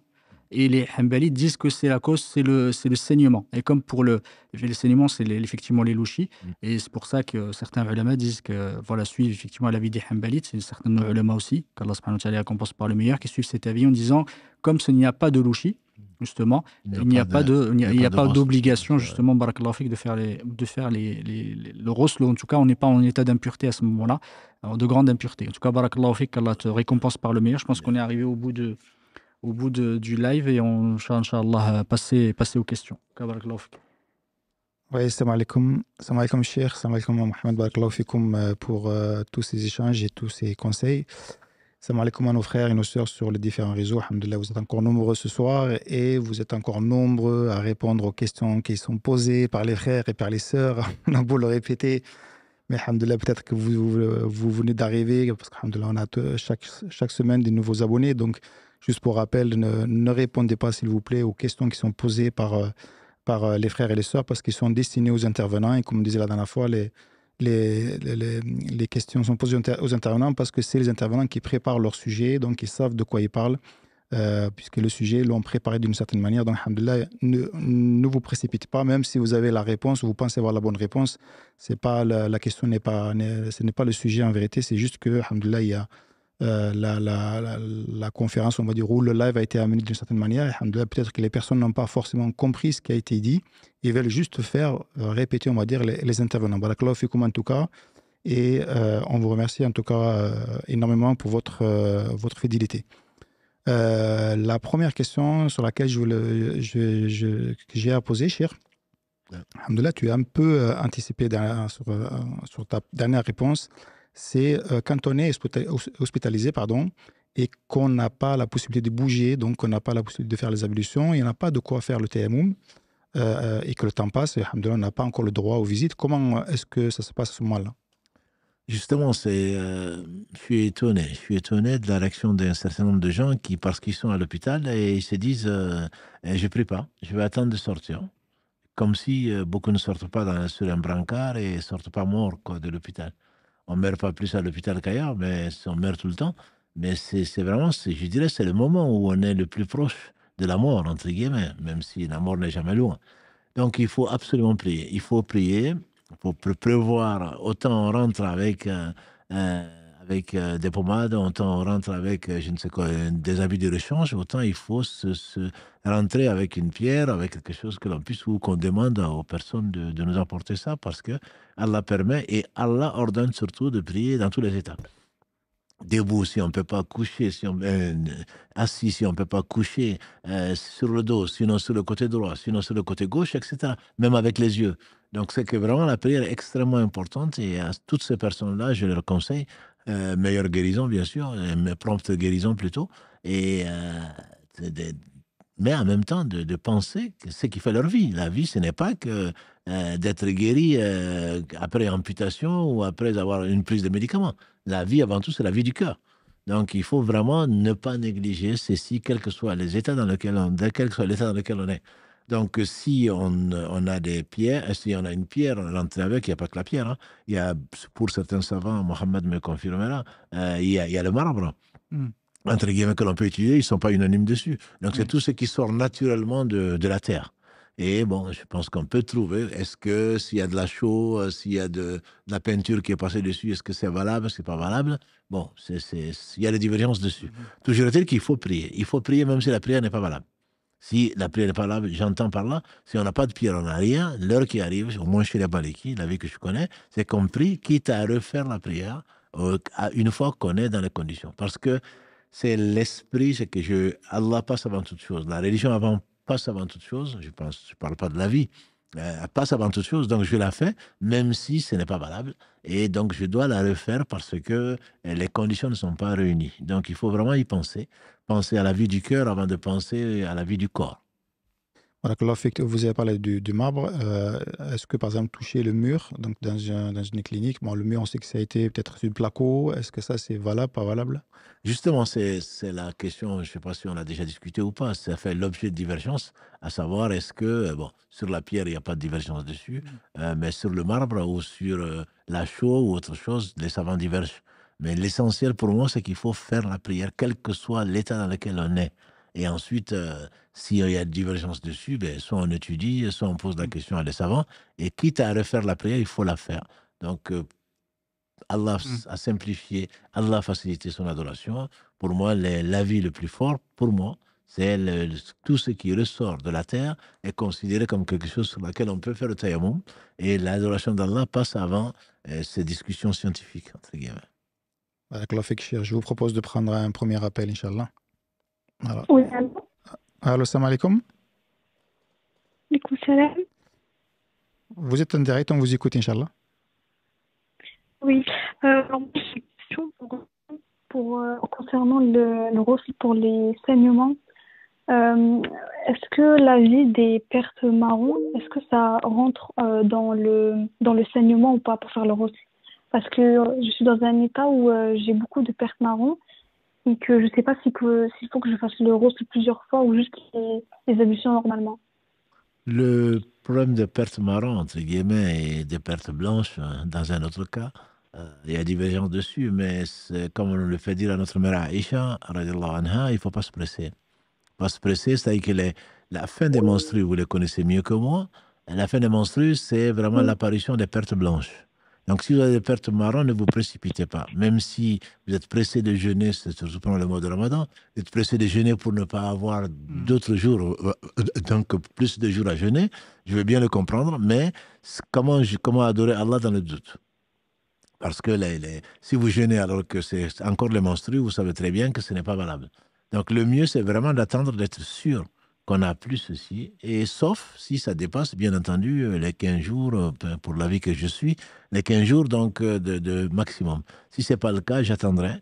Et on n'a pas à faire. Bien sûr, si on a fait le roast, on pensait que c'était fini. Et ensuite, on revoit, soit du sang, même si c'est peu. Les sœurs le décrivent. C'est pas vraiment du sang, c'est rosé, c'est ceci et cela. Quand il y a le doute, il faudrait s'abstenir de le faire. Donc il faut attendre, à moins que on sait que ce n'est pas la période c'est pas la période de menstru. J'entends par là, on a eu une période de menstru, on a fait une douche ou le rousne et on a prié. Et puis 2, 3 jours après, on a des pertes marron ou autre chose. Ou après les 15 jours, il y a des choses qui apparaissent que l'on sait ne pas venir de là. Là, on consulte sa gynécologue et on continue à prier et on continue à jeûner, on continue à avoir des relations jusqu'à preuve du contraire. Parce que les scientifiques savent quand même mieux que nous, c'est que nous observons seulement. Donc, quand on change de méthode de contraception, par exemple, il y a des choses qui arrivent, et ça, c'est connu. Donc, les savants nous disent que si on sait que des pertes, soit de sang, soit d'autre chose, puisque les pertes marron ne sont pas autre chose que du sang coagulé, hein. Donc, si les pertes de sang autres peuvent intervenir, peuvent arriver à cause d'un changement physiologique, notamment de changement de moyens de contraception, etc., c'est pas des choses dont on tient compte. Donc, je ne dirais pas, si c'est après les menstrues, j'attendrai jusqu'à ne plus avoir donc ces pertes marron et à ce moment se laver et le faire. Si c'est par contre un milieu de cycle, je dirais, à ce moment-là, on n'en tient pas compte parce que ça vient certainement d'autre chose. C'est les symptômes voilà, donc de choses qui sont arrivées entre-temps. oui. Dans mon cas, c'est pas du tout après les règles avant. C'est comme ça. C'est hors période. Ça vient. En fait, je sais pas ce que c'est. Donc, Donc, si et c'est... je me dis que peut-être que Oui. c'est. Oui. Non, la qualité de la communication n'est pas terrible. C'est saccadé, on ne Vous vous entend m'entendez pas. pas? Oui, là, je vous entends mieux. D'accord. Oui, là, je vous entends bien. Oui, je disais que en fait, c'était des pertes marrons hors période, surtout en ce moment. Parce qu'en ce moment, je sais pas, je suis en état de stress et du coup, j'ai beaucoup ça. Mais ça, c'est hors de mes périodes de menstrues. Et du coup, que je sais pas, enfin, je fais le refus à chaque fois. Non, donc Là, vu que ça revient. si c'est hors de votre cycle menstruel et vous savez que ce ne sont pas des menstrues, que ça peut être dû au stress, ça peut être dû à autre chose, Oui. vous n'avez pas, vous avez à refaire, c'est comme vient de dire, vous allez faire les petites ablutions parce qu'il y a une sortie donc de choses par une voie qui est connue, naturelle. À ce moment, on refait les ablutions, des petites ablutions, mais pas le rosne. Le rosne est vraiment fait, Ok. comme il a dit, c'est Mohamed, il est fait pour des conditions, soit l'accouchement, soit les menstrues, qui sont connues et qui sont réglées. Après, si on a des pertes, on peut toujours en avoir. Ce n'est pas considéré comme une condition qui obligerait à faire le rosne. D'accord. Barakallah. Allah yarfik. Barakallah fik, salam alaikum. Ok. Je prends une question écrite aussi. Vous en avez aussi un peu parlé concernant le vernis médical. En fait, donc, la personne elle dit, je suis obligé de mettre du vernis sur les ongles parce qu'elle suit une chimiothérapie, pardon, je vais y arriver. Est-ce que les ablutions sont valables? C'est pareil, le vernis médical ou pas médical, c'est qu'on a vu avec Si Mohamed, c'est-à-dire que il faut le faire. Surtout quand on fait de la chimio, c'est sûr que tout tombe, les cheveux et tout le reste. Hein. Si c'est les ongles aussi sont attaqués à cause des produits chimiques. Donc, il faut faire les vernis. Si c'est la recommandation médicale, il faut la suivre. Il faut la suivre. Il ne faut pas dire non, non, mais moi, c'est pas grave. Moi, je me fie à Allah. Et non, Allah n'a pas créé une maladie sans faire descendre. Donc, le médicament, on le fait. On ne fait pas les ablutions, à ma connaissance. On fait le tayammum. Parce que les ablutions sur du vernis imperméable a priori, donc waterproof, ne marche pas. Donc, à la limite, mieux vaut faire les tayammum et prier plutôt que de faire des ablutions qui sont incomplètes. Si elles sont incomplètes, l'ablution, ça veut dire que la prière n'est pas valable. Alors que le tayammum, il remplace et les grandes ablutions et les petites ablutions. Donc, celle qui est éprouvée et qui doit mettre absolument du vernis donc médical, je lui dirais de le faire et de faire le tayammum, de se contenter du tayammum. Ça ne veut pas dire que la personne ne peut pas se laver. Attention, je pense qu'il faut que les choses soient claires. Ça ne veut pas dire que la personne qui a eu des relations ou qui a fait un rêve érotique ou qui a eu ses menstrues ne doit pas se laver. Elle se lave normalement, mais simplement puisqu'il y a du vernis, ce n'est même pour le ghusl, son ghusl n'est pas valable. Donc elle se lave pour des raisons d'hygiène. Et ensuite, elle fait son tayammum pour prier. Le tayammum remplace et les petites ablutions et les grandes ablutions. Wallahu a'lam. Par rapport à ça, il y a une bonne partie des ulama, en tout cas par rapport à vraiment le vernis pour des questions médicales, ils autorisent de faire le masih dessus. Comme pour la jabira, effectivement, pour les pansements qui sont difficiles à enlever, ils autorisent de faire le wudu et faire le masih dessus. Ça, c'est une grande partie des ulama qui le disent, mais juste seulement pour le cas médical. Parce qu'effectivement, c'est une sorte de pansement. Comme pour le plâtre ou autre, ils autorisent justement de faire le masih dessus. En tout cas, voilà, ça c'est l'avis d'une partie du ulama. Alhamdulillah, si c'est encore plus simple, si cet avis existe, moi l'avis que je connaissais c'était le faire et quand même faire le tayammum, voilà, pour pouvoir faire la prière. Moi je ferais, tant qu'avec ce que tu dis, je ferais les deux. Est-ce que vous pouvez juste expliquer ce qu'est le tayammum? Le tayammum, c'est ce qu'on appelle la purification pulvérale ou c'est l'ablution, les ablutions sèches, comme on le traduit. C'est barbare, mais c'est que celui qui n'a pas d'eau ou que l'utilisation de l'eau va retarder sa guérison ou est mauvaise, enfin, a des conséquences mauvaises, ça peut même amener la mort. Hein. Il faut le rappeler par rapport à ta question, Mohamed Adda, celui qui répond, quelqu'un qui a été éprouvé dans la guerre et qui a fait un rêve érotique alors qu'il était blessé à la tête. Et il a fait un rêve érotique. Il s'est réveillé, il a dit, j'ai fait un rêve érotique alors que j'ai un trou dans la tête. Et certains ont dit, il faut que tu te laves, il faut que tu fasses le ghusl. Il a dit, mais si je fais le ghusl, je crains pour ma vie. Ils ont dit, il faut que tu fasses le ghusl. Il a fait le ghusl et il est mort. Quand le prophète sallam a entendu ça, il a dit, ils l'ont tué qu'Allah les tue. N'est-ce pas que le remède de l'ignorance, c'est la science, ou c'est le questionnement. Donc il faut faire attention vraiment à ce que l'on répond aux gens, en disant, oui, mais moi, c'est ce que je crois. C'est pas ce que je crois, c'est ce que je sais. Quand tu sais, tu te trompes, alhamdoulilah, tu as la récompense. Mais ce que tu crois, tu as un péché, minimum un péché. Et donc, pour revenir au tayammum, c'est si la personne, donc, Allah subhanahu wa ta'ala a révélé ces versets-là de facilité quand notre mère Aïcha Karalagré, au cours d'un voyage, donc avait perdu ce qu'elle avait porté donc, comme collier, et finalement, ils l'ont cherché, ils ont été retardés, et donc il n'y avait pas d'eau dans cet endroit, Allah leur a permis donc de faire le tayammum. Le tayammum, c'est le fait donc de toucher ou de faire les ablutions avec ce qui ressort de la terre. C'est parce qu'on n'a pas d'eau, ou parce qu'on a d'autres raisons de ne pas le faire. Donc quand on touche la terre, c'est ça trois piliers, entre guillemets, c'est l'intention bien sûr, et ensuite de frapper de la terre ou de toucher, et de passer sur le visage et de passer sur les mains. Ensuite, il y a des détails qu'on a déjà traités donc dans les lives que vous pouvez retrouver dans les replays ou sur notre chaîne YouTube, si on ne va pas rentrer dans le détail. Mais le tayammum, donc, c'est le fait de faire les ablutions sèches, entre guillemets, c'est-à-dire sans toucher de l'eau. Et juste un détail que j'ai oublié, qu'Allah vous récompense par le meilleur. Quand je disais effectivement tout à l'heure le fait de faire le masih dessus, il faut, selon l'avis effectivement de ceux-là, pour sortir de la divergence, il vaut mieux effectivement mettre le vernis juste après les ablutions. C'est-à-dire être en en état de pureté rituelle, avoir le wudu, avant de mettre effectivement le vernis pour pouvoir faire le masih dessus. Et sachant que, par exemple, c'est l'avis de l'imam Malik, mais pas sur du vernis, parce qu'à l'époque, on pouvait avoir des maladies, il y avait l'ongle qui partait. Oui. Et on lui avait posé la question, s'il y a, par exemple, on a mis un pansement avec des médicaments dessus, est-ce qu'on a le droit? Il a dit, effectivement, il le met et il fait le masih dessus. Ça, c'est par exemple l'avis de l'imam Malik qui a été rapporté par, il me semble, par Ibn Mundhir. Ma mémoire est bonne. En tout cas, si vraiment on suit cet avis, mais après, Cheikh, effectivement, il y a l'avis de dire que comme ça atteint pas l'eau, il faut faire les ablutions. Ça dépend de la situation dans laquelle on se trouve et qu'Allah subhanahu wa ta'ala vous facilite. C'est le même principe que Oui. les chaussettes. Et, Oui, Tout à fait. tout à fait. En même temps, ce que tu dis ici, Mohamed, je pense que c'est très intéressant.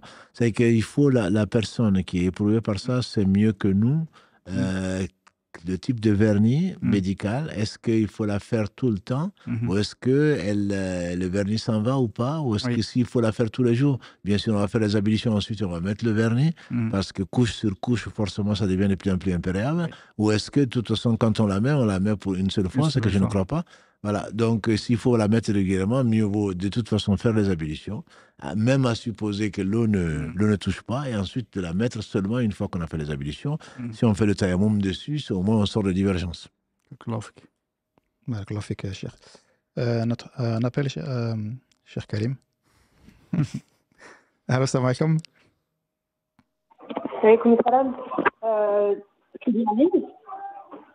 Vous êtes en ligne, on vous écoute, oui. D'accord, donc tout d'abord, barakallah fik pour tout ce que vous faites pour nous, pour toute l'équipe. Moi, ma question, c'était par rapport au live d'aujourd'hui. Vous avez parlé des accouchements par césarienne et des grandes ablutions par la suite. J'ai pas tout à fait compris. Et c'est quand on accouche par césarienne, c'est-à-dire que tout de suite après, on peut reprendre la prière. C'était pas tout à fait clair pour moi. C'est-à-dire, ce n'est pas tout à fait clair. La césarienne, c'est vous qui savez de quoi il s'agit. Nous, on l'a vu, ou en tout cas, on a vu la description. Il est clair qu'après césarienne, on ne peut pas faire les grandes ablutions. Oui, ça c'est sûr. Enfin, sans avoir subi la césarienne, ça je veux bien le croire, parce qu'on va ouvrir le ventre, donc on ne peut pas faire les grandes ablutions. Maintenant, la question que si Mohamed avait posée et complétée, c'était... Juste, la sœur, si vous pouvez éteindre votre ordinateur ou ce qui vous permet d'écouter le live, parce qu'il y a un retour. C'est mieux? Oui, c'est mieux. C'est nettement mieux. Non, donc, c'est ce qu'on disait. J'ai dit si Mohamed a parlé, donc posé cette question-là, dans la mesure où est-ce que la césarienne... la sortie de la césarienne imposait les mêmes règles que l'accouchement. Je pense que c'est autour de ça, peut-être que ça n'a pas été compris. Ça, c'est l'origine de la divergence entre les savants. En réalité, donc, les Hanbali, je pense, disent que pourquoi on fait le ghusl, ce n'est pas parce que c'est dû à la grossesse, c'est dû à la sortie de sang. Donc, si le sang n'est pas sorti par les voies naturelles, et on n'a pas à faire le ghusl, c'est dans ce sens-là. Mais il est clair que quand on fait une césarienne, on ne va pas faire le ghusl, parce qu'on risque de mourir, on risque voilà. Le minimum, c'est qu'il y ait un pansement, un pansement. Donc, au mieux, si on se lave, on va se laver de la façon occidentale, entre guillemets, avec un gant mouillé, etc. Ce qui n'est pas le ghusl, en tout cas pas à ma connaissance. Donc on fait le tayammum, on se lave parce qu'on a besoin de se laver pour des raisons hygiéniques, et ensuite on fait le tayammum pour prier, même si à supposer même qu'on doit faire le ghusl, ça ne peut être que dans ce concept-là. Donc quand il parle de ghusl, c'est dans le sens d'est-ce que c'est une obligation, parce que pour n'importe quelle adoration, le pilier avant l'adoration ou pendant l'adoration, le premier, c'est l'intention. Donc, si on pense qu'on n'a pas besoin de faire le ghusl, ce que l'on fait comme nettoyage ou qu'on fait comme hygiène, ce n'est pas la même chose. Se laver parce qu'on est sale ou se laver parce qu'on fait le ghusl, l'intention n'est pas la même. Donc, le résultat non plus n'est plus le même. Donc, je pense que c'est dans cet esprit-là. Parce qu'en fait, après césarienne, on a des écoulements par voie vaginale pendant un certain temps. Mais justement, je vous dis, vous êtes la mieux placée. S'il y a écoulement par voie vaginale et que c'est du sang, est-ce qu'on le considère comme lochi ou pas? C'est le cas c'est l'avis de 3 écoles sur les 4. L'écoulement qui sort est considéré comme lochi. Mais je pense savoir qu'il y a des cas de césarienne où il n'y a pas de lochi. Oui, tout à fait. Voilà. S'il n'y a pas de lochi, il n'y a pas de... Donc, il n'y a pas besoin de ghusl. D'accord, c'est très clair. Barakallahu fik d'avoir appelé et de nous enseigner ce que nous, on ne sait pas. Barakallahu fik, Massa. Salam alaikum. Cher, je reviens sur les grandes ablutions, parce que ça a été beaucoup de questions là-dessus. J'ai dû encore faire le tri. D'ailleurs, la question a été posée aussi bien par un frère que par une sœur. Après des rapports donc, avec son époux ou son épouse, on fait le ghusl. Et après le ghusl, il y a pour l'homme encore du liquide prostatique qui continue à couler. Donc, est-ce qu'on fait, on refait les grandes ablutions ou est-ce qu'on refait juste les petites ablutions? Et parfois, ça arrive juste pendant qu'on est en prière. Parce que là, il faut refaire la prière. Alors, si effectivement le temps tarde, je pense que il faut pas attendre, il faut faire le ghusl, il faut prier. Sinon, le mieux, surtout connaissant nos habitudes, ou ce qui est enseigné par la physiologie, c'est d'attendre un peu. D'attendre un peu avant de faire les ablutions.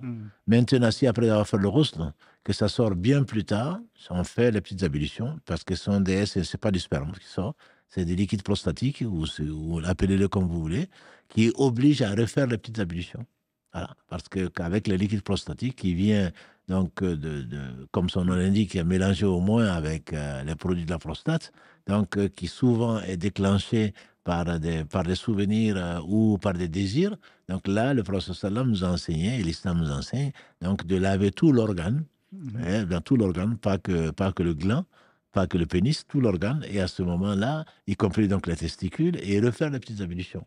Mais on ne refait pas les grandes ablutions pour la même chose. On l'a déjà faite, donc on ne le refait pas pour la même chose. Le ghusl va donc nous permettre de prier. Là encore, je vais préciser, parce qu'il y a une question qui a été posée de Côte d'Ivoire, peut-être que le frère est en train d'écouter ou pas, et qui a été répondue, c'est-à-dire que si on fait le ghusl comme ça, est-ce qu'on peut prier avec ou pas? Ça, c'est une question qu'on peut se poser. Le ghusl, donc les grandes ablutions, on peut prier avec si on a combiné les petites avec. Les grandes ablutions ont 3 piliers. C'est l'intention, laver tout le corps et laver tous les poils.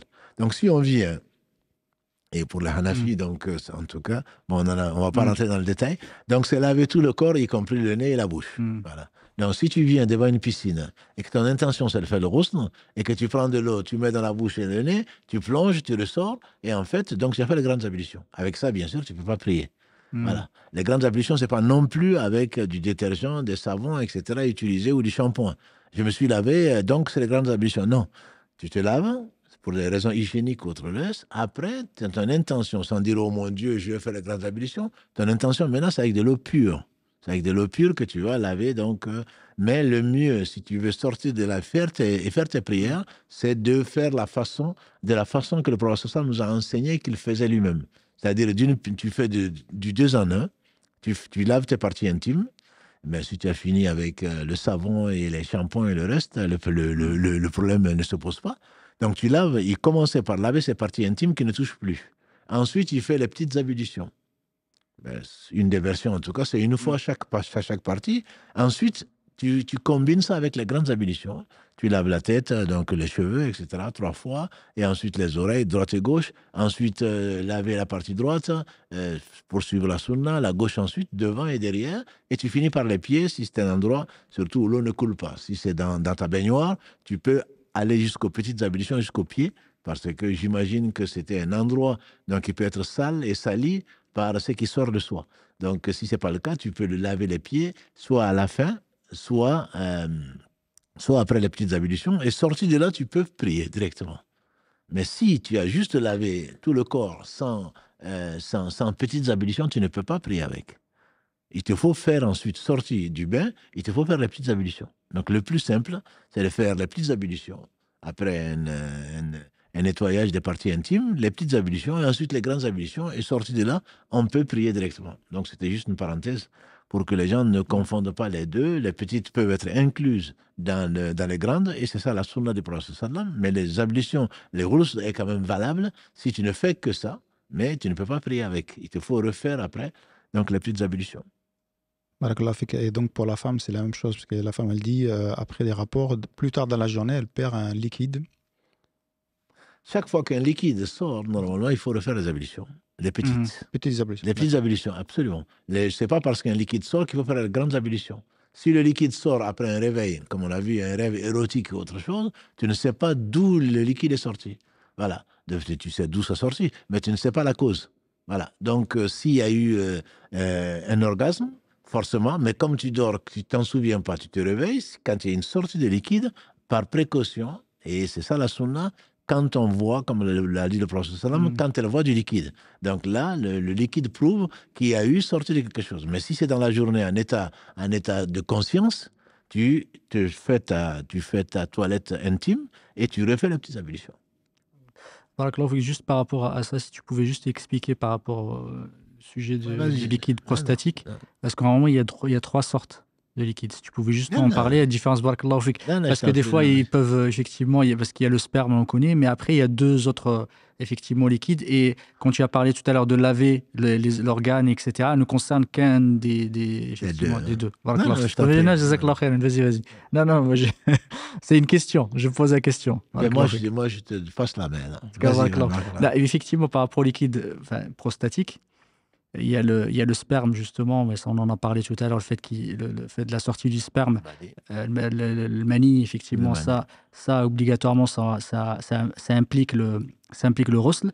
Il y a ce qu'on appelle le madi, effectivement, qui est du liquide prostatique, mais qui sort après, comme tu as parlé, le frère, après la sortie du sperme, juste après, il y a un liquide qui sort. Celui-ci, il faut obligatoirement refaire juste les petites ablutions et laver l'organe, effectivement, laver le sexe et aussi les testicules également.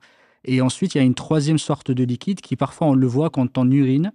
Juste avant ou après l'urine, il y a une sorte de liquide blanc assez épais. Celui-ci aussi, il faut, en revanche, refaire les ablutions s'il sort. Par contre, on n'est pas obligé de se laver l'organe. Du coup, c'est la différence entre ces trois liquides, si c'est clair. D'accord, barakallahu fik pour la précision. On appelle Karim. Allô? Oui, salam alaikum. Alaikum salam wa rahmatullah. Vous êtes à Vous m'entendez bien? Oui, très bien. Alors, la question, c'était concernant les graisses animales dans les produits cosmétiques. Concernant, par exemple, les savons au fiel de bœuf. Je l'utilise pour laver le linge certaines fois. Je ne sais pas si vous connaissez. Moi, je ne connais pas aussi. Mohamed est spécialiste des savons. Oui. Il va y répondre, Charles. Attendez, excusez-moi, j'aurais dû terminer. C'était donc les savons au fiel de bœuf dans l'utilisation cosmétique, c'est-à-dire laver, parce que c'est très efficace pour les tâches. Et aussi la transformation. Vous avez fait une parenthèse, Mohamed Si, sur quand une graisse, enfin une viande ou quoi que ce soit, qui a été transformée. Et aussi, pas transformée, vous avez dit, ou alors elle est transformée de sa nature, ou alors elle a changé d'aspect, je crois.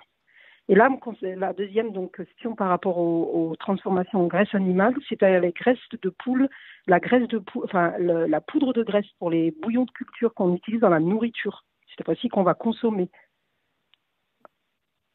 Tu es le spécialiste de la cosmétique et des graisses. En tout cas, par rapport à la graisse, parce qu'on parlait tout à l'heure de transformation, ce n'est pas de la transformation industrielle, parce qu'il peut y avoir de la transformation de produits naturels pour en refaire autre chose industriellement. C'est pas ça dont on parle. La transformation, c'est une transformation complète. C'est-à-dire qu'en fait, la chose, il n'a plus la même effectivement origine, n'a plus les mêmes plus ADN, etc. C'est complètement transformé. Mais le fait de transformer quelque chose en jus ou de le transformer industriellement autre chose, mais la chose reste toujours la même, effectivement, à l'état originel, ça s'appelle pas transformation chez le ulama, ce qu'ils appellent istihala. C'est-à-dire qu'il change complètement d'état ou de nature. Et du coup, ça, c'est vraiment très, très, très, très différent des autres. C'est comme quand on change la transformation de l'alcool éthylique en acide acétique. Ça, c'est une vraie transformation, effectivement, qui se fait naturellement. Quand on parle d'acide acétique, c'est le vinaigre. Le vinaigre est permis, le vin n'est pas permis. Mais les deux ne sont pas les mêmes, c'est pas les mêmes propriétés. C'est ça qu'on appelle l'istihala. En revanche, par rapport à ce savon, effectivement, qui est fait avec de la graisse de bœuf, ce que je vous conseillerais, c'est de ne pas l'utiliser, même s'il y a une divergence entre les ulama là-dessus. Effectivement, par exemple, c'est l'avis de Cheikh Islam Ibn Taymiyyah, qu'Allah lui fasse miséricorde. Il dit que les choses qui sont impures peuvent être utilisées pour autre chose que la nourriture. Quelque chose qui n'est pas, effectivement, qu'on n'ingère pas. On peut l'utiliser pour nettoyer, justement, et il se base sur le hadith. Et d'ailleurs, ce hadith-là, c'est le hadith où on a demandé au prophète, quel est le statut, effectivement, des graisses. des graisses de bêtes mortes, etc. Et le prophète alayhi salam lui a dit effectivement, il l'utilisait à la fois. Quel est le statut? Le prophète alayhi salam lui a demandé quel est le statut de les vendre et de les acheter. Et il a dit parce qu'on les utilisait pour enduire les coques des bateaux, etc. Et le prophète alayhi salam il a dit là huwa haram. Et les ulama, non, ceci est interdit. Les ulama, ils ont divergé. Est-ce que l'interdit, c'est la vente ou l'interdit, c'est l'utilisation? Une bonne partie des ulama disent que ce qui est interdit, c'est la vente et non pas l'utilisation de ces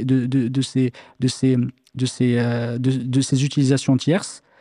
Justement, le prophète alayhi salam de ce hadith dit qu'il n'a pas dit que c'était interdit de l'utiliser pour imperméabiliser les bateaux.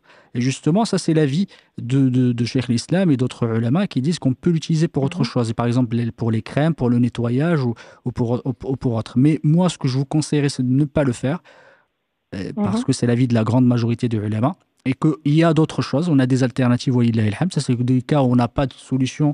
Moi, je vous conseillerais, ça c'est mon avis personnel, de suivre plutôt l'avis de la majorité et de ne pas du tout les utiliser et d'utiliser autre chose. Même si c'est efficace, alhamdoulilah, il y a d'autres produits qui sont efficaces, qui peuvent être utilisés, mais ne pas utiliser justement quand cette graisse-là, on ne connaît pas l'origine de cette graisse. La plupart des fois, c'est des graisses malheureusement qui sont issues de bêtes mortes. D'accord. Et concernant la poudre de bouillon, là, les bouillons qui elles sont pas halal parce que oui, ils sont pas c'est les bouillons de cubes là, c'est ça? Oui, parce que il y a dans les cosmétiques et dans la nourriture, il y a des choses interdites parce qu'elles sont interdites par rapport à ce qu'elles contiennent, comme la graisse ou quoi que ce soit. Et là, concernant les bouillons, on a beaucoup aussi des choses nuisibles pour la santé. Donc, la seule alternative que j'ai trouvée, enfin, je ne les ai pas encore consommées, c'était les bouillons de poulet à base de poudre de poulet bio parce qu'elles sont plus saines pour la santé. Mais bon, elle est transformée en poudre. Enfin, c'est du poulet en poudre, donc ça a été transformé. Mais ça garde... Du bio, alhamdoulilah. Elle n'a pas donné de marque encore. En tout cas, je comprends bien effectivement les bouillons de cubes de façon générale. Moi, je dirais l'utilisation dans le cadre dont vous avez parlé tout à l'heure comme étant comme un cosmétique est moins sujette à divergence que la partie effectivement en lingère. En lingère, les ulama disent que dès le moment où il y a quelque chose qui n'est pas complètement là, c'est pas transformé complètement parce que sinon ça aurait perdu ses propriétés. Elle ne servira plus à rien. De toute façon, cette poudre, elle sert effectivement à aromatiser. C'est pour ça qu'on... À moins que, puisque dans la chimie, il est possible de retrouver des arômes. Donc, ils vont dire même arôme de ceci et de cela. Et souvent, quand on trouve... Je peux vous lire les ingrédients si vous voulez. Il y a les arômes, c'est vrai. Voilà. Donc, si les arômes, souvent, c'est chimique, c'est plus économique, on dirait, que d'aller chercher des centaines de poulets à tuer. Tout à fait. Donc, Dieu a voulu, alhamdoulilah, que les scientifiques aient découvert l'origine de certains arômes. Donc, si on met arôme 2, ça ne veut pas dire que c'est. Donc, soit on écrit donc à l'usine, soit autre chose, soit on se méfie, comme le dit si Mohamed. Mais les arômes ne veulent pas dire que la chose est haram. En tout cas, la soeur, elle a bien dit que c'est de la poudre de poulet. Non, mais la poudre, c'est de la poudre. Ça, c'est sûr que... Oui, ça veut dire qu'ils ont pris le poulet, effectivement, ils l'ont séché. Ils ont pris effectivement ils l'ont séché, ils en ont fait une poudre. Ça, à ce moment-là, pour moi, c'est interdit si on ne connaît pas la provenance. En tout cas, Barakallahu fi Cheikh, on a parlé des arômes. C'est pas parce qu'il y a écrit arôme poulet sur certaines chips que c'est interdit. Oui, parce qu'on entend tout et n'importe quoi. Et quand non, ça c'est du poulet. Il y a du poulet. Non, il n'y a pas de poulet dedans. Je vous assure que moi j'ai fait de la chimie. Je vous assure que parfois, c'est beaucoup, les industriels surtout, ils pensent surtout à leur poche. C'est beaucoup plus économique de le synthétiser quand on connaît la molécule aromatique plutôt que d'aller tuer des centaines de porcs pour arriver à ça. Voilà, donc ça, il faut faire attention. Mais comme il le dit également, les Hanafites et bien d'autres disent par exemple que tout ce qui... pour enlever, est-ce qu'il n'y a que l'eau pour enlever? Donc, pour enlever l'impureté. Et donc, c'est possible, effectivement, d'utiliser ces savons-là, mais la précaution qu'il dit, elle est précieuse. Je pense, tant il faut éviter, c'est un principe fondamental, comme l'a dit le professeur, Da'ama yuribuk ila ma la yuribuk. C'est vraiment mieux pour vous, c'est mieux pour nous, c'est mieux pour tout le monde, sans compter l'aspect non économiques, etc., c'est mieux vraiment de s'écarter du doute, parce que c'est le doute qui nous amène, comme l'a dit le professeur, al-halal bayin ou al-haram bayin. C'est l'un des hadiths les plus, l'un des 3 hadiths des 40 Nawawi qui sont les plus bénéfiques, en tout cas que les savants tirent parmi les 6 à 3 à tirer, où on retire toute sa religion. C'est le halal est évident, le haram est évident. Entre les deux, il y a des choses douteuses. Donc celui qui s'en écarte, alhamdulillah, il garde sa religion et son honneur. Donc effectivement, je pense que c'est un très bon conseil. Si vous pouvez, si vous n'avez pas d'action dans ces savons-là, mieux vaut ne plus les utiliser. Barakallahu fik, en tout cas, Masla, pour la question. Merci, barakallahu fikoum, merci à tous. C'est vrai que c'est peut-être aussi psychologique le fait de voir des chips, arômes, bacon. Oui. On n'a pas forcément envie de les prendre, quoi. Non, mais ça c'est sûr, tu n'es pas obligé. Mais simplement, c'est encore même une fois, si les chips, on peut voilà, éviter, je ne mange pas. Une chose, dire que c'est haram, c'est ça toute la différence. Parce qu'il faut faire attention aux mots. Haram, c'est Allah qui rend haram. C'est Allah qui a tout permis, sauf ce qu'il rend haram. Donc, c'est pas à nous de dire, même s'il y a divergence entre les écoles, on les aime tous et on ne va pas dire une école est meilleure que d'autres. En tout cas, c'est pas mon école de dire ça. Mais on respecte les avis, mais on ne va pas dire que, comme le disent les savants, en tout cas certains savants, quand les savants, je parle bien des savants, je ne parle pas de Google, quand les savants divergent sur quelque chose, on ne peut pas dire que c'est haram déjà. Voilà. On peut pas, parce qu'ils se basent, ils craignent Allah, ils se basent sur des preuves. Ils ont pu se tromper, mais on doit choisir l'avis donc qui s'éloigne des divergences. Voilà. Et notamment l'avis majoritaire, quand on n'a pas d'autre choix, quand on n'a pas les arguments, on prend l'avis majoritaire parce que, alhamdoulilah, il y a moins de chances qu'on se trompe en prenant l'avis majoritaire des savants. Barakallahu fik, cher Karim, on le rappelle. Allô, salam alaikum.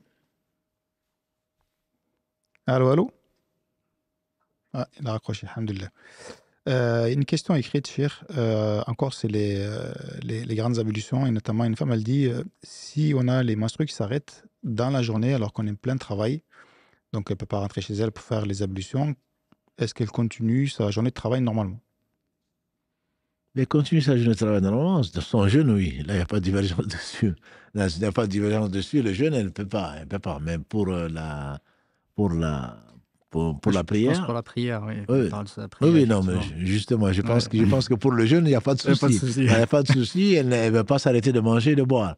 Ça, c'est possible. Mais pour la prière, à ma connaissance, si elle peut faire les ablutions, elle les fait. Si elle ne peut pas, elle fait le tayammum, mais elle fait sa prière.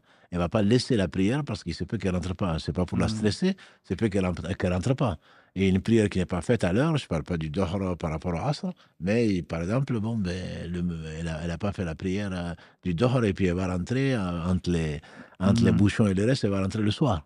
Donc elle aura négligé le dohr, elle aura négligé le asr et le maghrib peut-être. Donc moi je lui conseillerais de faire le tayammum s'il n'y a pas d'eau et il n'y a pas de possibilité de se laver, ce que je peux comprendre, de faire le tayammum et de faire sa prière. Karim. Allô, salam alaikum. Allô. Alaikum salam. Allô. Oui, salam. on vous écoute. Oui, tout d'abord, merci pour tout ce que vous faites. Je vous écoute très régulièrement. Merci à toute l'équipe. J'ai une question au cher. Je voulais savoir, est-ce qu'il pourrait nous faire une émission spécifique pour les femmes, justement sur la purification, sur quand on est en état de menstru, parce que des fois j'essaie d'écouter sur les anciennes vidéos, mais je ne sais plus la retrouver, enfin je ne sais plus, excusez-moi, je suis un peu je suis un peu émue d'être à l'antenne, donc je voulais savoir s'il pourrait nous faire une émission spécifique pour les femmes, comme ça quand on a des questions, qu'on puisse retrouver cette vidéo, les éléments importants sur lesquels on a toujours des doutes. Je ne sais pas si je suis claire. Non, tu es très clair. Tu es très clair. On va demander à Karim, Inch'Allah, de prévoir une vidéo. Parce que, bon, je veux dire, là, la série que nous faisons le samedi, c'est vraiment pour aborder... c'est pas ponctuel. C'est-à-dire qu'on prend un thème et puis on essaie de l'aborder de tous les aspects. Donc, on peut faire un thème sur les menstrues, mais ça va être un peu court. Et puis, on va perdre tous les frères qui ne savent pas ce que c'est des menstrues et surtout qui ne s'en occupent pas. Et ta question est très judicieuse. Inch'Allah, on va essayer de programmer ça et de faire peut-être une vidéo spéciale dessus Ce sera encore plus facile à retrouver que dans les séries. Inch'Allah, je pense que c'est une très bonne question et j'invite les frères à connaître, parce que bon, on a des femmes, on a des filles, etc. Donc il faudrait connaître, ça fait partie donc des choses très très importantes. Et je sais que, pas que pendant le Ramadan, mais l'une des questions qui revient le plus pendant le Ramadan que je reçois, c'est vraiment sur les menstrues, quoi, la fin des menstrues, comment on sait qu'on est plus indisposé, etc. Et qu'est-ce qu'on peut faire en état de menstru ou pas. Je pense que c'est une très bonne idée. Et Inch'Allah, on va essayer de la programmer et qu'Allah facilite le bien. Je pense que c'est très important. Inch'Allah. Barakallah. Allah yarfik. Merci. Allah yarfik, ma soeur. Salam alaikum. Un dernier appel peut-être, Karim? Allô, salam alaikum. Wa alaikum assalam wa rahmatullah. J'aurais juste une question à vous poser. Si c'est un rapport avec le sujet du soir, bismillah. Ok, alors, la question que j'ai aujourd'hui, c'est est-ce que pendant la prière, parce qu'il y a des avis partagés là-dessus, est-ce qu'on a le droit de lire la sourate Al-Fatiha en même temps que l'imam? C'est pas vraiment, je te laisse prendre la décision. Normalement, c'est pas un rapport avec le sujet du soir. Et Karim va l'inscrire pour le lundi soir, Inch'Allah. Si vous voulez bien revenir, on va répondre à la question, à moins que ça vraiment ça vous perturbe. Et qu'est-ce que vous faites entre moi? C'est moi qui vous pose la question. Quel est votre avis? Alors, mon avis, ce que mes parents m'ont appris, c'est lire Al-Fatiha quand l'imam lit la deuxième sourate. D'accord. Donc, continuez à lire, Inch'Allah, jusqu'à lundi. Lundi, Inch'Allah, on va. Non, je vous dis ça, c'est pas du tout pour savoir qu'est-ce que vous faites, c'était pour savoir si votre prière continue à être valable ou pas. Donc, lisez-la, Inch'Allah, et à partir de lundi, je pense que vous allez changer d'avis. D'accord. Barakallahu fik, Allah yarfik. Dernier appel, Karim? On arrête là? Non, c'est bon. Allez. Donc, dernière question, peut-être écrite. Est-ce que le fait qu'une femme touche son mari simplement, ça casse les ablutions? On va laisser au chef Mohamed. Non, pas du tout. Moi, je suis juste les crèmes. Le maquillage, tout ça. Non, mais là, je découvre mon frère que je ne connaissais pas autant dans sa spécialité. Il a beaucoup de spécialités, et donc les manucures et tout le reste. Non, la vie, bon, ce qui est connu, là, on n'est pas, on est quand même dans le sujet. Est-ce que toucher son compagnon ou sa compagne rend les ablutions? Il y a des divergences dessus. C'est les Shafi'i, pour eux, toucher, c'est toucher. Voilà. Donc, les ablutions, c'est un peu l'avis des Zahirites. Allah parle de masse. Donc, le fait de toucher, c'est toucher. Donc, là, ça rend les ablutions. Mais pour l'avis, à ma connaissance, au moins des Malikis, c'est que si toucher ne provoque pas des désirs particuliers, les ablutions sont valables, notamment le prophète sallam a embrassé des femmes. Je ne parle pas de est-ce que le jeûne est valable, est-ce que l'échange de salive, est-ce que je ne rentre pas dans ces détails-là, mais le fait qu'en partant, en faisant un bisou à son épouse, l'avis majoritaire, c'est que ça ne rompt pas les ablutions. Mais il y a cet avis donc de certains savants qui disent que toucher, c'est toucher, donc il faut refaire les ablutions. Je ne dirais pas qu'il faille prendre l'avis majoritaire ou pas, simplement au moins vous savez ce qu'il y a, et s'il n'y a pas de désir derrière, l'avis majoritaire c'est que tu en gardes les ablutions. Sa femme, hein, voilà, je ne parle pas d'autre chose. Donc toucher n'importe quel membre, même les mains, se tiennent la main ou... toucher, c'est toucher. Voilà, on ne parle pas de caresse, on ne parle pas d'autre chose. Donc là c'est autre chose. Donc, si on passe au stade de caresse, etc., je conseillerais très fortement de refaire les ablutions. D'accord. C'est sûr. Après, si c'est le fait de toucher, je ne parle pas de métro non plus. Hein. Je veux dire, on est dans le métro, on a touché, même sans gants, entre guillemets, j'entends par là. Bon, on n'a pas pris la main, bien sûr. En sortant, on s'est touché. Normalement, l'avis majoritaire, c'est de ne pas refaire les ablutions. Par contre, si on se prend la main, c'est quand même des gestes de tendresse qui peuvent en dire long. Voilà. Donc, même si souvent certaines personnes sont demandeuses, Ça, on peut en discuter. Ça, c'est pas dans le sujet. On peut en discuter, quoi, parce que quand on va voir un homme et une femme main dans la main, bon, ça peut amener un certain nombre d'idées ou d'autres choses, mais ça, c'est pas le sujet, comme le dit Mohamed Adda. C'est pas le sujet. On en discutera plus tard, Inch'Allah. Tout est remis à lundi, donc préparez-vous pour lundi, Inch'Allah. Inch'Allah, barakallahu fik. En tout cas, je vous remercie pour tous ces précieux conseils. Il y a évidemment plusieurs questions, hein, comme on a dit, on les garde pour le lundi, Inch'Allah. Peut-être une question, cher, que tu pourras aborder lundi, mais qui a un rapport avec le thème général de ce qu'on fait le samedi, pas forcément avec les ablutions, etc. Mais c'était le fait de jurer par Allah subhanahu wa ta'ala, pratiquement aujourd'hui, à chaque fin de phrase, notamment les jeunes, Wallah, t'as trop faddah, comme ils disent. Donc, peut-être, voilà, quel est le statut, le fait de jurer avec le nom d'Allah subhanahu wa ta'ala. Peut-être que tu pourras l'aborder lundi ou peut-être la semaine prochaine, Inch'Allah. Mais je vous laisse terminer parce qu'on est bientôt à l'heure du Maghreb et on vous dit à la semaine prochaine, Inch'Allah. Assalamu alaikum. Barakallahu fik, Cheikh. Qu'Allah vous récompense par le meilleur.